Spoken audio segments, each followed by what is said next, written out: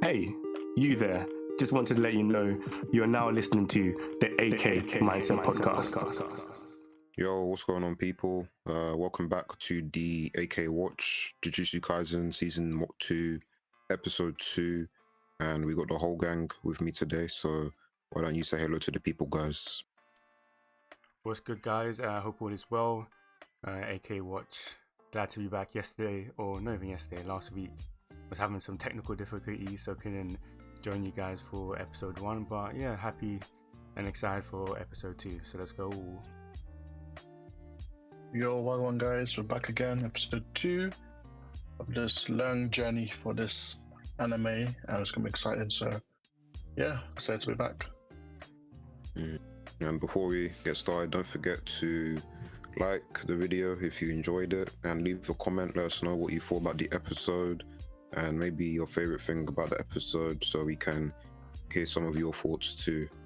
But yeah, before we go deeper into the episode, I just wanted to get some of your general thoughts, and then we can look at some of the other layers. So Rajal, since you weren't here last week, I wanted to get your thoughts on last week's episode and also your general thoughts on episode 2. Well, last week's episode, initially I watched the worst dubbed, or not dubbed, the worst subtitles I've ever watched in my life. It was dreadful. But so I had to rewatch it again. But episode 1 was a great introduction to the second series of JJK. Had the elements that you expect from it, the like visuals, characters that we all like know and love. I kind of loved the mind-bending aspect of last week's episode with the whole kind of inability to leave, or the kind of trapped space they were in, and how they navigated that. And just seeing Gojo in the mix always gets me hyped. So yeah, it was a great episode to introduce us to the season. Episode 2, generally speaking, I don't know. Episode 2 was kind of odd to me. I did enjoy it, but it felt like a setup. Like, it wasn't anything really substantial that kind of happened. You got obviously bits and pieces of information in regards to like further plot stuff, but nothing really significant or dramatic really happened. It was kind of building, the stepping stones to what is going to happen, or what's like what we should expect. So it was a good episode. Went quickly.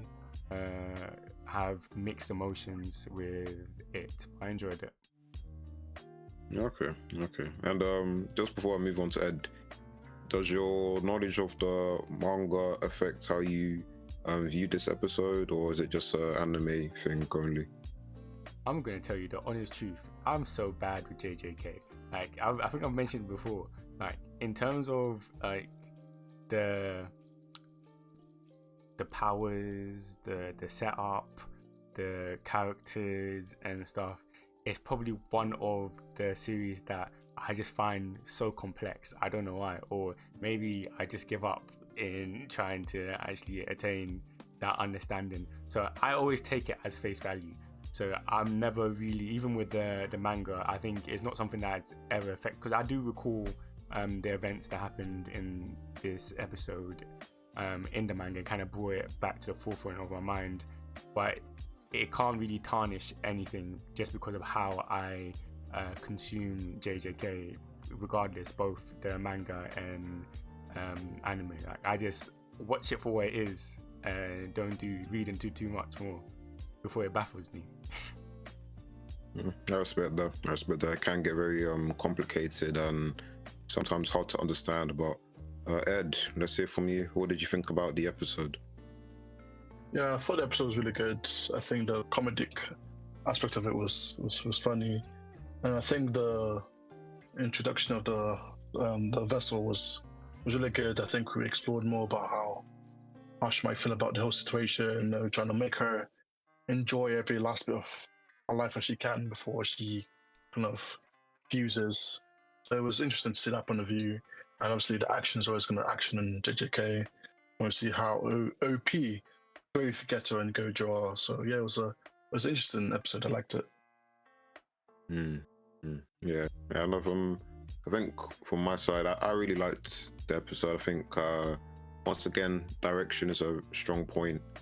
I really liked how they did some of the additions, some anime only additions to at the start with the tea bit where Geto is making tea after bodying someone else, a nice addition.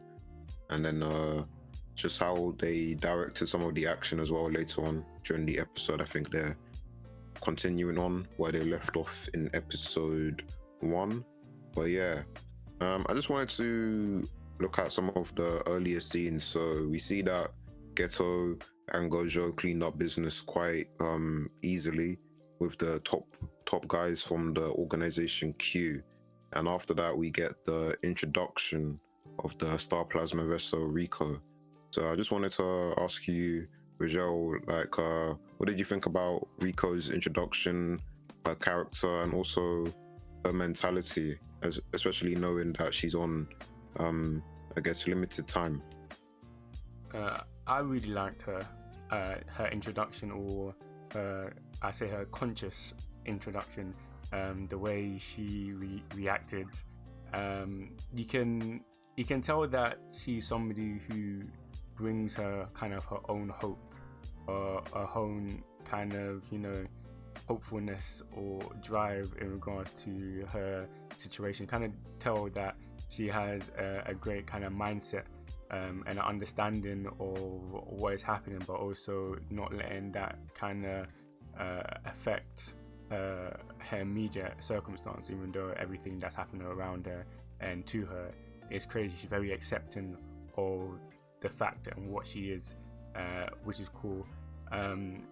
I definitely do like her energy. I feel so sorry for her.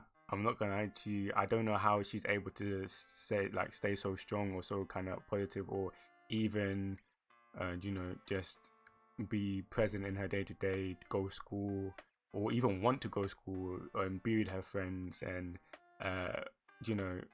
take an active approach to the limitations that she's very conscious of on her life. That is that you have to applaud that, and she's taken everything within her stride, it seems, and I definitely respect that. So she's a very cool character, and the way she was able to kind of engage with Gojo and Geto, and the comedic aspect of their interaction when she's all up, is like, you're the kidnappers, and it's like, no, we're not, and all of that aspect always played into just the better narrative, getting us really emotionally engaged with her character, arising a lot of sympathy and empathy within us as we've seen her, because we understand that at the end of the day, she's just a normal girl, and that's something that is really truly showcased. She's just a normal girl, and there's stuff she wants to do, even when you see that it's kind of like or brought to the forefront with the maid that is with her, Misato, I think. She shows that belief in wanting her to be normal for as long as she's able to. So yeah, she's cool, man. And you, Ed, what do you think? Yeah, I think she's a very likable character. I think the introduction they gave her, I think it was really good. They made it comedic, so you kind of warm up to her very, very quickly, and the way she interacts with it, like the characters already know, have already been introduced to. So I think it was a very amazing introduction to her. And like Rajel said, it's like you seem to forget she's a normal girl. She just the way she's just flowing with it just doesn't seem like she's phased by it at all. But she's just a normal girl, and even she doesn't have a bit of a backstory as well. She has no family, and the maid was his only family, and even Geto and Gojo was like, oh, so you're her family basically. So I think the way she seems to move forward, not let anything drag her down. Even when she goes to school, the way she interacts with her schoolmates, she's just a happy-go-lucky individual, and it's the fact we know that she's gonna get eventually. The aim is going to integrate with someone else, even though she thinks I'm gonna be, Tengen is me, I'm Tengen. but it just seems like she's gonna just be absorbed by it. So it feels a bit sad that we're gonna see like eventually she's gonna be this. But I think she's an amazing character so far. Yeah, I agree with both of you. I think you respect the outlook and the way she flips it, saying that she'll be Tengen, so she sees herself as being in the leadership position when really she probably won't be. But also, I think I enjoyed the introduction, the comedy. First person we seen to slap Gojo and it connects, so it was nice. And then her and him and Geto were just twisting her up, and I was just like, it's a bit mad, you know. But I liked her and her interactions with the maid, and I liked how they mentioned she's basically a mother to her, and it kind of makes you feel for the maid as well, because obviously after she's gone, it'll be kind of difficult for her to find what she's supposed to do in life after Riko has been absorbed. But you know, they move on to the school where, you know, since Riko wants to do what a normal girl does, she's going to school, hanging out with her friends, enjoying, when she gets attacked by some assassins. And before we move on to that section, I just wanted to focus on some scenes from our main man, Toji, who seems to be up to some shifty business. So Ed, I just wanted to ask, what do you think about the various scenes we see from Toji? The way he's just relaxed, he's plotting, but we don't really understand the aim of his plan right now. Yeah, I think it shows how like very well thought out he is as an individual. I think most villains we've seen, like season 1 in like the movies, which is crazy because they know how crazy Gojo is, but they always have confidence in themselves, like, if I just do this, then I think I might be able to bypass this stupidly good power. I think it's like, I know it's Gojo I'm going to face. It might be like a high school kid, but I know what I'm going to face. I'm going to put my plans into action, and it's so easy going. It's like, he's been with confidence. Even though he's been so like meticulous, but he's still beaming with confidence. It's like a weird, it's hard to explain. Like, he's very careful, but at the same time, just like, eventually I'll get what I want. I'm going to pam him, which is crazy because it's Gojo. So I think the confidence, the well thought out plans it seems to be going on is really good. And you know, he's just going around, and his addiction to gambling is funny as well because he never wins. But I think you could tell low-key that this guy's a menace, even with the baggy. It looks menacing, and he hasn't even really done much. All he's done is like what, gamble, watch horse racing, boat racing, and eat food. But you can kind of guess like this guy's he might be troublesome. So I think the introduction of him, like just him interacting with people, send out the bounty and everything. Because even the guy that employed us, like, oh, why are you wasting the money? It's like, no, it's not wasting, man. I'm wearing down Gojo. Like, you're wearing down Gojo? Well, like, what do you mean? But I think he knows himself. He knows what his plan is, and is 100% like confident it's gonna work. So it's a interesting like opposition to see against Gojo. So yeah. Yeah, and I think it's interesting how he specifically mentions Gojo, like Geto's not with him either. So I guess that means he feels like he can just pack him up easily. And you know, I feel like when I first read it, you have to appreciate the fact that he's aware that if I just pull up no plan solo, even with 100 people, I'm just gonna get waxed. So he knows that the long game is the best way to do this. But Vijay, what were some of your thoughts on Toji and his stratagems? For me, Toji is, in his approach, very balanced. He's very balanced villain. You know, he's not sporadic. He doesn't rush. That's why I view him as very dangerous, and that's why my perspective of him is like he's most likely to succeed because of his ability to wait for the most opportune time to put a well thought of plan into play. And you can tell that he's well aware of his limitations, and that is, for somebody who is looking to defeat somebody, you have to understand first your own limitations and aspects of you that will like likely foil you in your like attempt to bring somebody down. So he has a great understanding of that, and just his focus in just waiting for the most opportune time to make an attack. You just know he's a serious candidate. So I do like that. I do like that understanding and self-awareness from an antagonist of sorts, somebody who like you can tell will really challenge someone like Gojo, but you know the challenge will come at his weakest point, you know, because that's the most likely time he's gonna attack. He seems like a cool guy. I need his gym routine, because bro was looking menacing in the drip, in the all black drip, arms looking freaky. I was like, bruh, different. But yeah, he's cool, man. I really liked what he brought, especially with his plans and that. That poor guy with his food. I know. He stepped over it, man. He's a menace, truly. Do you see how quickly he just like shut it down? He was like, "Oh, let me chat to you, bro. Like, what are you saying? What are you gonna do? What are you gonna do, bro?" And he popped in his face. G-checked him without saying a word, bro. That's crazy. Yeah, he's different.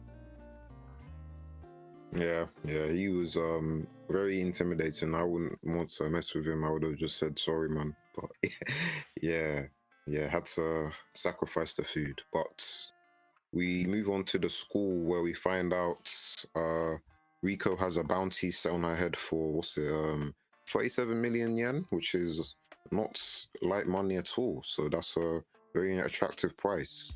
And while she's at school, we have someone who pulls up and fights Geto, and we see that even though Geto, we know he's strong with curses, but we didn't know he had the hands. And when I first read this in the manga, a beautiful double page spread of him just folding this old man, and the way the anime adapted it, it was, you could argue it was actually kind of even better. Just the way he crashes through the window and it just transitions to him seeing his dog, and you're just like, bro, he really gave this guy life flashing before his eyes moment. And in the fluidity of the combat was something else. And you know, Rajel, what did you think of the brief showcase we saw from Geto and the versatility that he's displaying? You know, my immediate was like, bro, this guy, like, he has no empathy. He's on job straight, because like that is a man's best friend, that dog. Like, just how could you show somebody that and then finish them, even though it was beautifully done? I started feeling empathy for my guy. I was like, bro, like that's probably one of the worst ways to go, but also probably one of the best ways to go, because he was definitely happy. But just seeing the way he's been able to manipulate his ability, like, it's actually scary, and it's very versatile, very broad, and he has a full grasp of how to use that. And he's not limited to that. When he was throwing those hands, I was like, okay. There was the couple hands he didn't have to throw, because the guy was finished. I don't know why he threw them. He could have just let it slide. But he was like, after finish off this routine, this masterful, beautiful move, this combo, I have to make sure I'm done with it. But Geto, yeah, he's a serious guy. I kind of enjoyed seeing this fight, just how like stunning visually. I think it very much took my breath away. From seeing the glass shatter, how the light rays entered the space, illuminate the space. You're able to see every detail. There was not a lot of things that kind of got in the way of the two main people fighting. You know what I mean? There was not a lot of objects that they had to maneuver around. It was like a pure like visual scene in regards to hand-to-hand and combat in general. So I have to give them props for giving us that beautiful a beautiful piece, really doing it justice, I would have to say. What about you, Ed? If you have to see a backstory before you get panned of your own self, that's crazy. Man saw his dog who died years ago, before he got beaten up. That is wild. But yeah, Geto, I think what I got from that mostly was the strategy. I think his versatility is like obvious, but the fact he drew the guy in the first place, and I got a sense like the guy wasn't like a easy opponent for any other like sorcerer, but because he's Geto, it just seemed so easy because he drew him in because the guy seemed smart as well, but he drew him in with strategy and like, I'm gonna bring a small one, you see it, I'm gonna bring a big one, you think that's my end goal, but just to bring you in so I can show off my hand-to-hand combat and beat you up. So I think the strategy was really good. I think that small action just showed us how intelligent of a sorcerer Geto is, and it was very impressive. And it only lasted like how many minutes, so that was very impressive. But the old man, he didn't have to go through that, man. I feel sorry for him. Yeah, he got done dirty, I can't lie. Dirty, bro, dirty. But hey, it is what it is. Yeah, he has to hold that, man. Like, he was trying to claim that bounty, and he wasn't knowledgeable about the people who were guarding the bounty. Yeah. So it's a bit sticky. I mean, if you want to get like 37 million yen, you know there's a risk.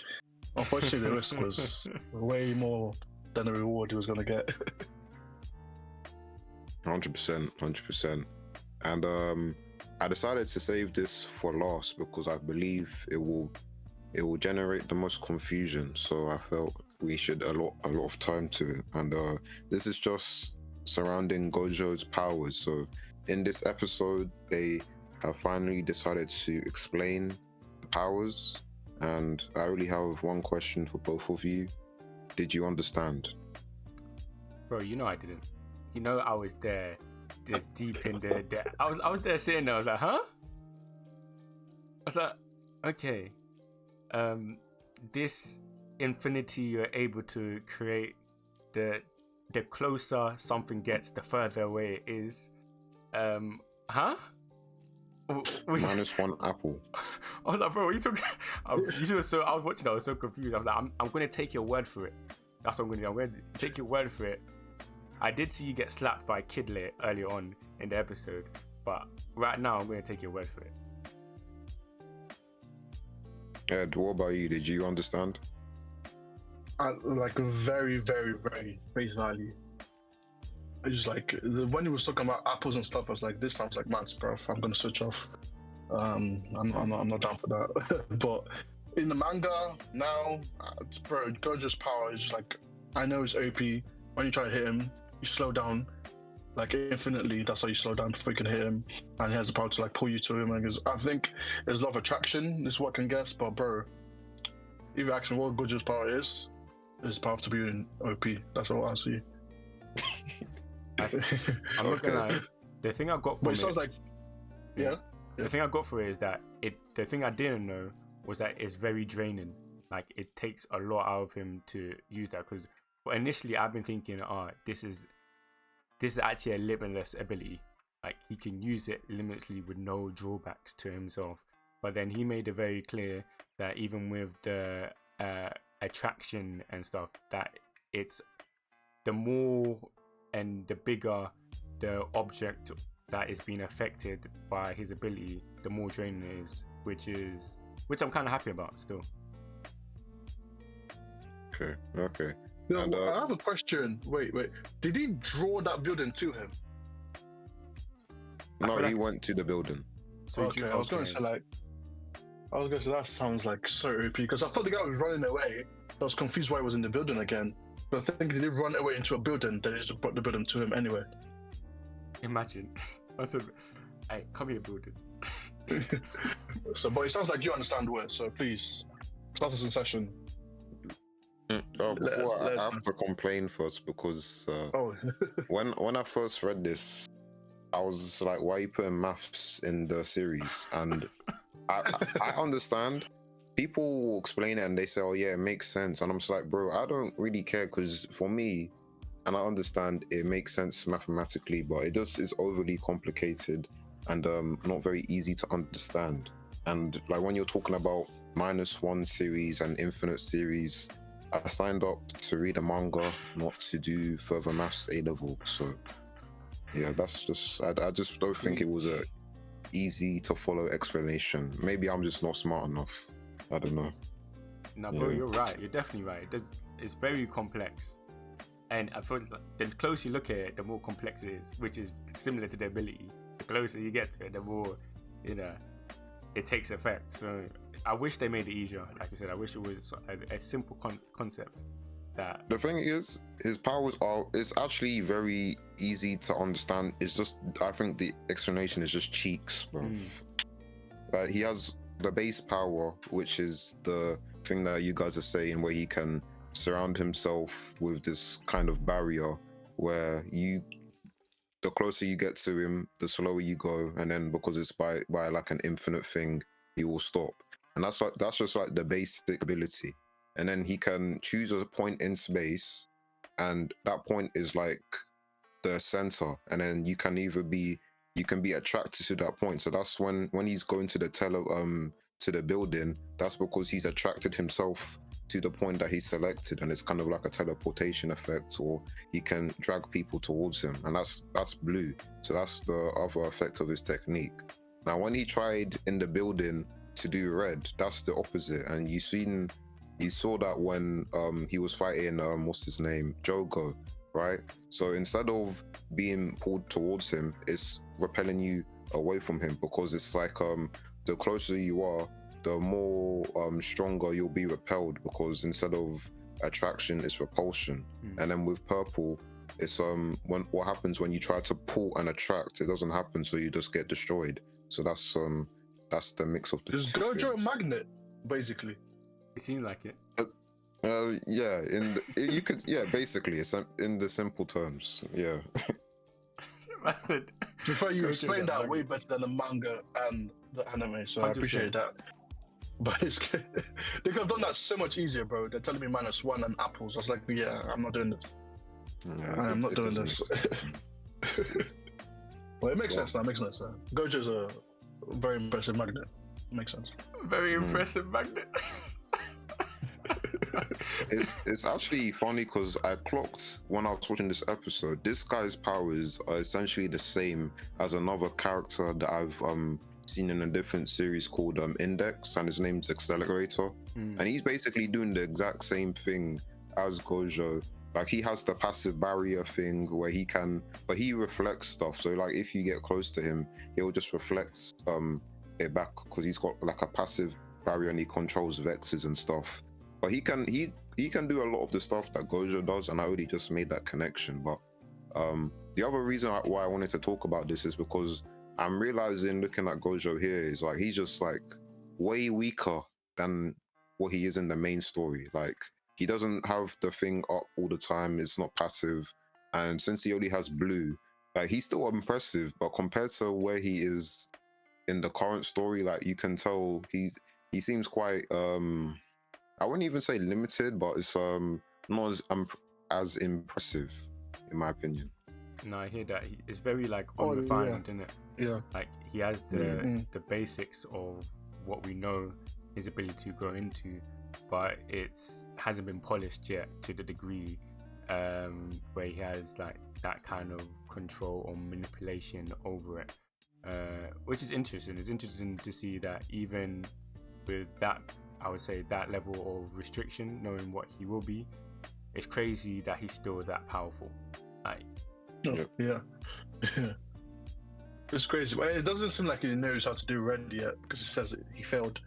So just like, it seems like he's just slowly like getting used to like what can fully do his powers, because it's very drastic from what he did, what he's doing now to what he did to Jugo. Sorry.